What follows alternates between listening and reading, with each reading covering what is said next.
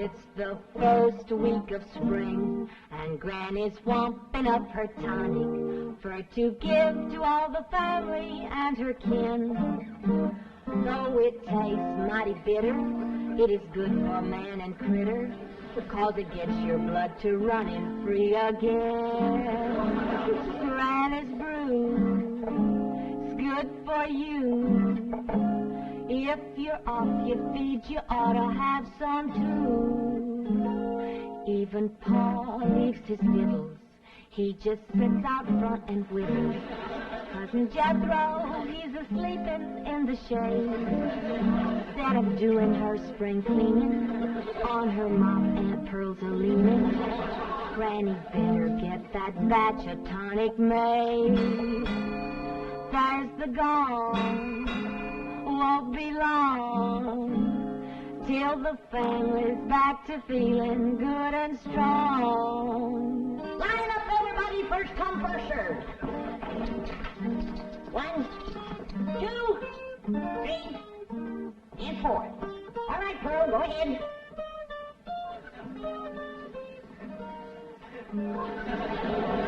All right, you should go first, Jed. You're the head of the family. Oh, no, Pearl, I ain't in no hurry. How about you, Willie Mae?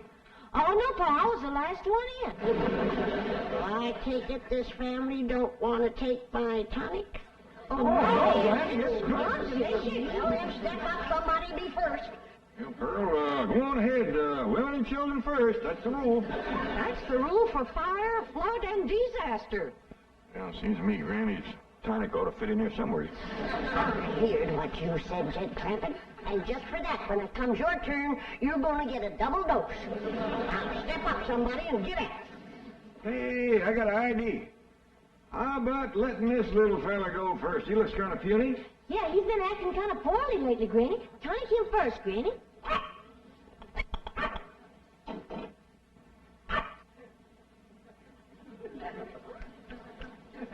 Sure seems to like it. Yeah, you want some more? No, I reckon that's enough for a little critter like him.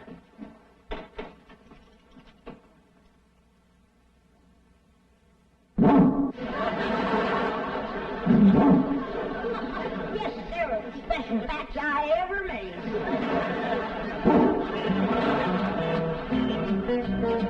Miss Hathaway, these papers are ready for Jed Clampett's signature. Oh, incidentally, he did a fine job bringing his file up to date. Thank you, Chief. I'll be right in.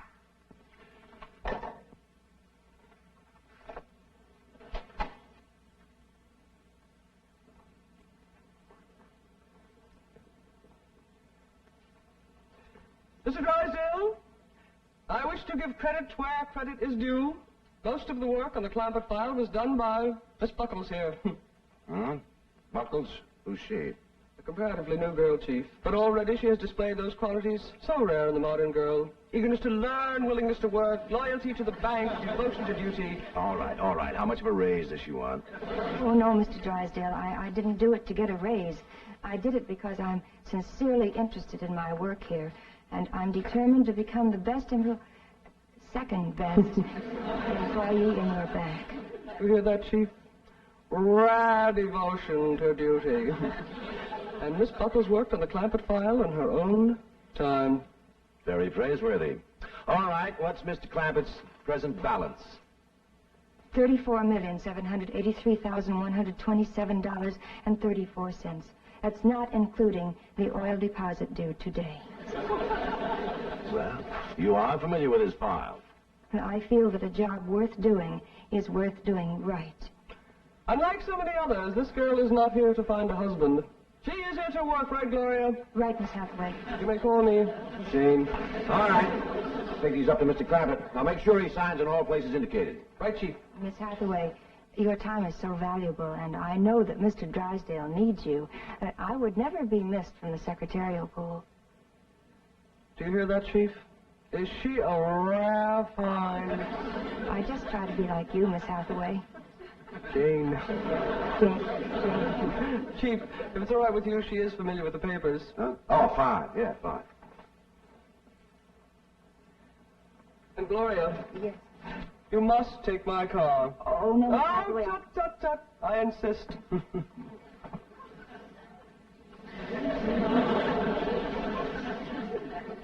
Ernie, you seen anything of Jed? Not since I gave him that double dose of tonic. I wonder if you had ought to double dosed him. Just one dose has Jethro jumping fancies. Well, Jed's an older man. He can hold his tonic.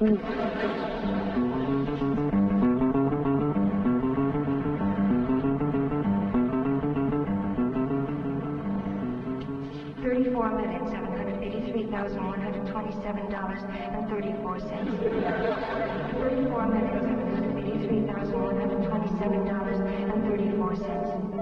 $34,783,127.34.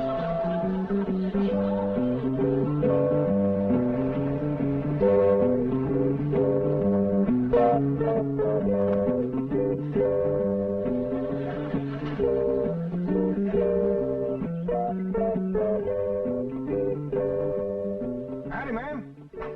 Well, how do you do? I'm Gloria Buckles from the Commerce Bank. Oh, it's mighty nice to meet you. I'm Jed Clampett.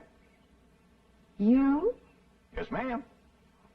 But I was looking for a much older man. Ain't no older man around here. Might could scare you up one in the neighborhood. Seems to me I seen an elderly fella down the road a piece. No, I simply meant I couldn't believe that you were so young. Well, maybe it's 'cause I ain't. You look so young. You do look young. Is that a fact? He's holding his tonic, but that ain't all.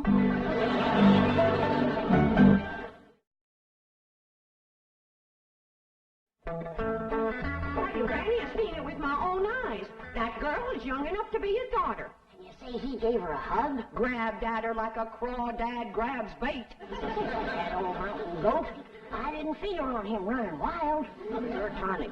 You shouldn't have double-dosed him and him being a widower so long. He hasn't come to his senses. I don't know. Ain't no fool like old fool. Jed ain't old.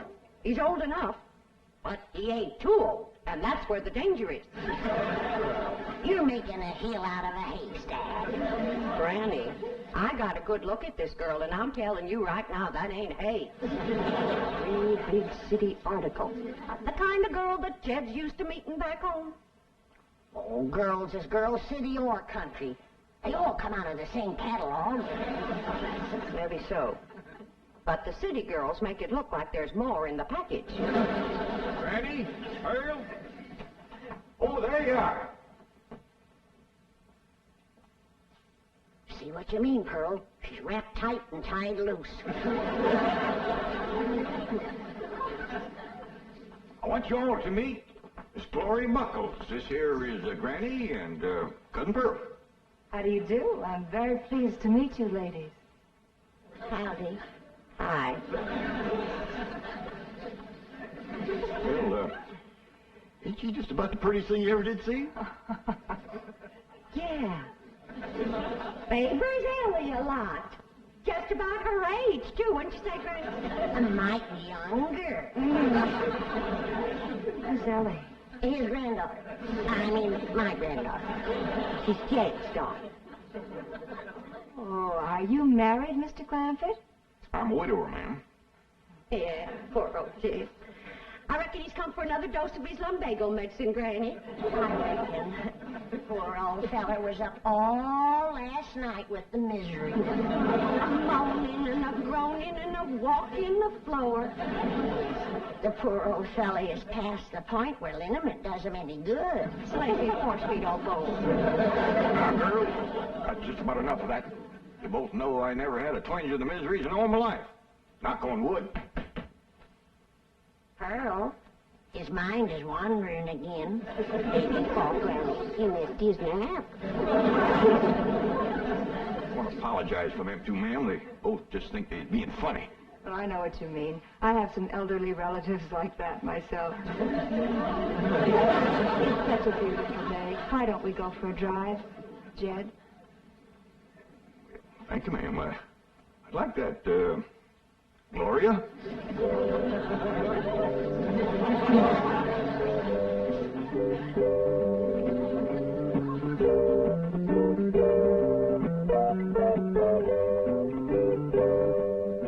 you hear what she called us?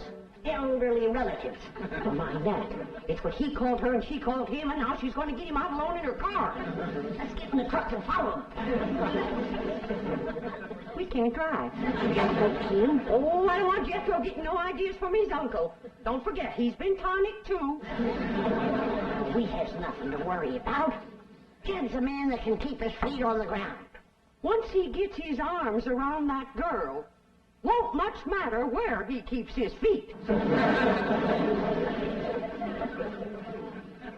By dingies, ma'am, if you hadn't brought her to a halt right when you did, we'd have gone right over that bluff. I'll get out and push her back on the road. Mr. Clampitt, I stopped here purposely.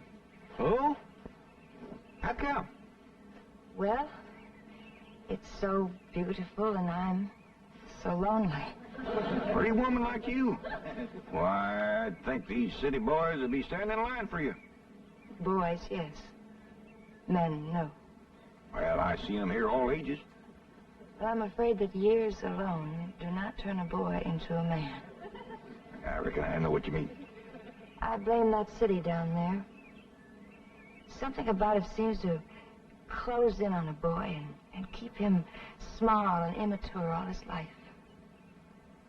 Show me a boy that's grown up in the country, in the mountains especially, and I'll show you a man, a real man.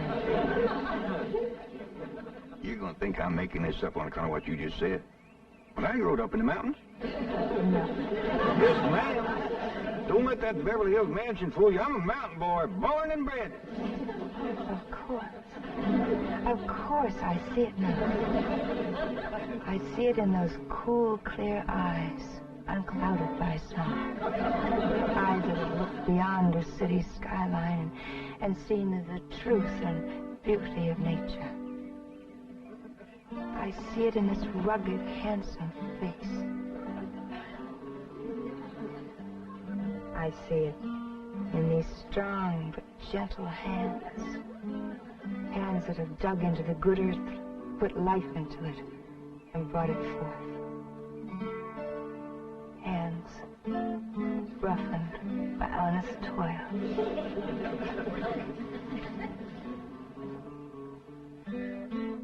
Take another look at the face. Did you see anything of them? Not a sign. Where could they be all this time? Or the preacher, if you ask me. We should have followed them in the truck, like I said, and taken our chances with Jethro. Now, don't shake your finger at me. It was your witch's brew that started this mess. So you go calling my Spring Tonic any witch's brew. Granny. We gotta stick together. If that young city snip gets her claws into Jed, first thing she's gonna do is get rid of us.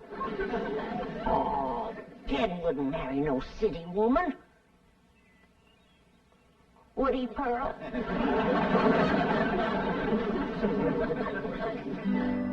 Oh, Jed. What have you done to me? Nothing, ma'am. Oh, yes, you have. You've sentenced me to a life of loneliness. A life without love. A life unfulfilled. Well, I don't know what you mean, ma'am. Honest, I don't. I'll tell you what I mean. You set a standard no man could measure up to. A goal I could never achieve. Having met you, I could never care for a city man. Those weak and puny clothes dummies with their narrow suits and their narrow shoulders and their narrow minds. Please, ma'am, I have felt the muscles of a mountaineer ripple beneath my hands. Do you think I could ever be happy with anything less? No. I shall never marry. Better an old maid than a life with a man I could neither love nor respect. Ma'am, don't feel that way. Pretty woman like you, smart and all. Why, it'd be a terrible shame if you was to never to get married and raise a flock of young'uns. No. Please, ma'am. I'd feel terrible if I thought you was wasting your life this way. Please change your mind.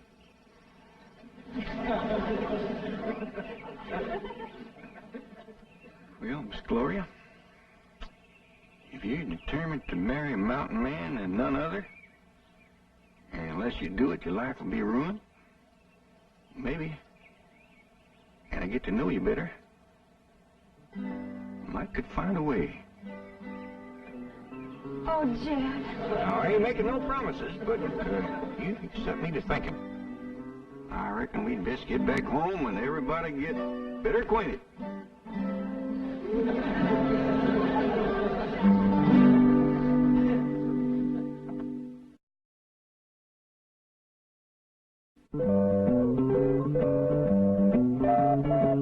Here they come, Granny. Here they come.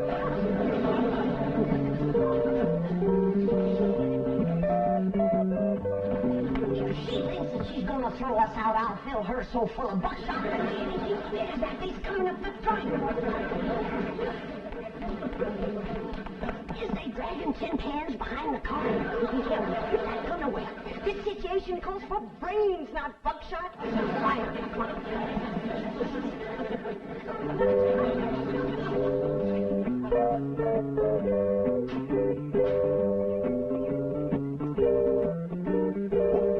Forgot your pocketbook. Oh, those are some papers Mr. Drysdale wants you to sign. Well, come on, let's get in here and get busy. Got a lot to do with signing and dancing and getting better acquainted.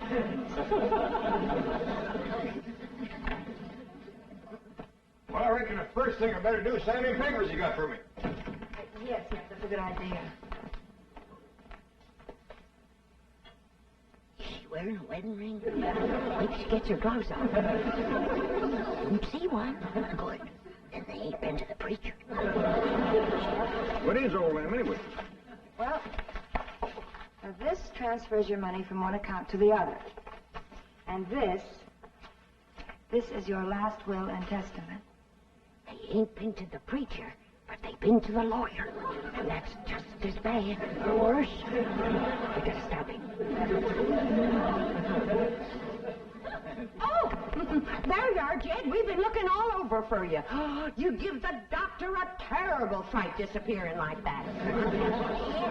He was afraid you might have fell in the cistern again. What are you talking about? Why, Jed, clamp it. Shame on you. You know the doctor don't want you to have nothing sharp. Girl, wasn't I blue? No, don't get excited, Jed. Doctor says it ain't good for him to get excited. What do you... Oh, I almost forgot. Come on into the parlor. I got a surprise for you. Surprise? Come on.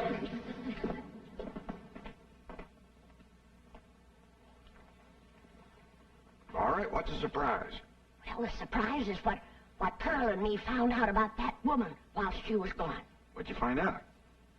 She's a spy. One of them foreign nations. Which one? Minneapolis, Wisconsin.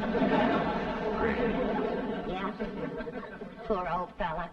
He ain't been himself since that mule kicked him in the head. I suppose he's been giving you that star about having lots of money and this house being his and all that. Well, I did get the impression that he was a very wealthy man, yes. Don't have a cent. Not a red penny to his name. Is that a fact? Yeah.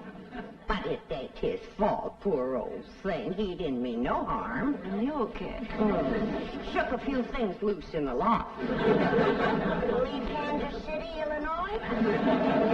Now, Granny, I want you and Pearl to stop all this nonsense and listen carefully. You go out and round up Jethro and Ellie Mae. I want the whole family to get well acquainted with Miss Buckles here, because when you do, I just might have an announcement to make. What about Jay? You'll find out in due time, Pearl. Now, you and Granny go on, Scoot. This beautiful young lady here is going to teach me how to dance city style. That's right, Mr. Drysdale. We didn't know who else to call.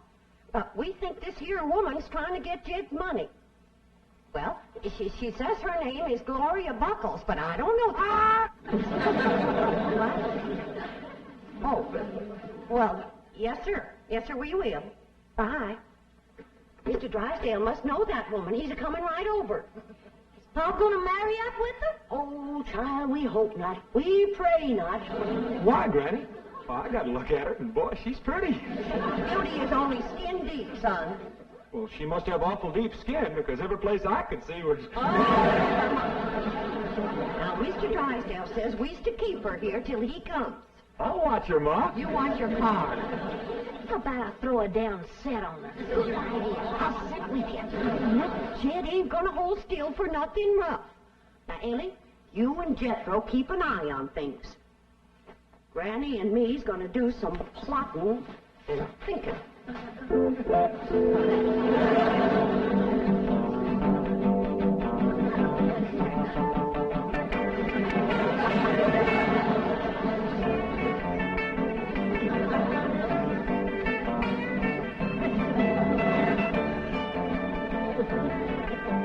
What'd you say this one was called? This is called the twist. If a fella was to dance this in a fresh plowed field, he'd order his way right into the ground, wouldn't he?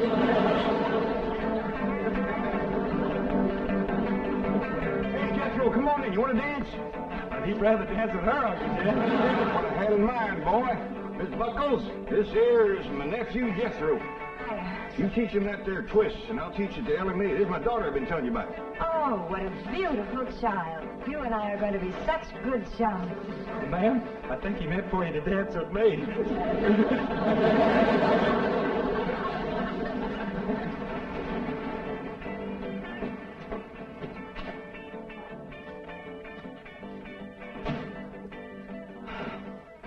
We're in time, Chief. There's my car. Yes, now where's your protege? That loyal, devoted, hard-working gold digger. I still can't believe it. So shy, so retiring. She'll be retiring if she hooks Jed Clampett.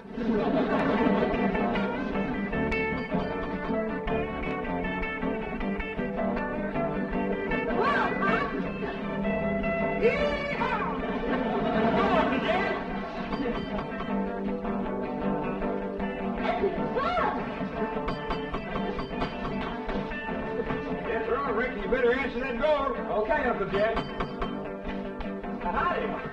How do you do, ma'am? I'm sorry to intrude. Howdy, folks. Come on in. Dig yourselves a hole. Lola Buckles. Huh? Where? There. Oh, I know where it is. You imposter. Jezebel! You gold digger. I have a bulletin for you two. You better be nice to me, or else after my wedding you may lose your largest depositor. Wedding? Mr. Clampett, have things gotten as far as actually discussing marriage with this woman? Well, yes, Mr. Drysdale, I have. Her and me had a nice long talk about it, and that's the reason I brought her home, so she could meet the family and kind of get acquainted. But this pretty young city woman says that unless she can marry a mountain man, she just ain't gonna get married at all. I think we all agree that'd be a terrible waste. Should we set the date now, Jed? Well, yeah, near as we can. I'd say everybody willing that it'd be in about 3 or 4 years. 3 or 4 years? Yeah, be that long before Jethro's 21. Oh, diggity dog, I got me a wife!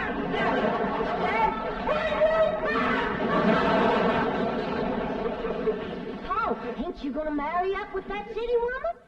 No, Ellie, us old foxes is trap shy, especially when the bait goes to chasing us.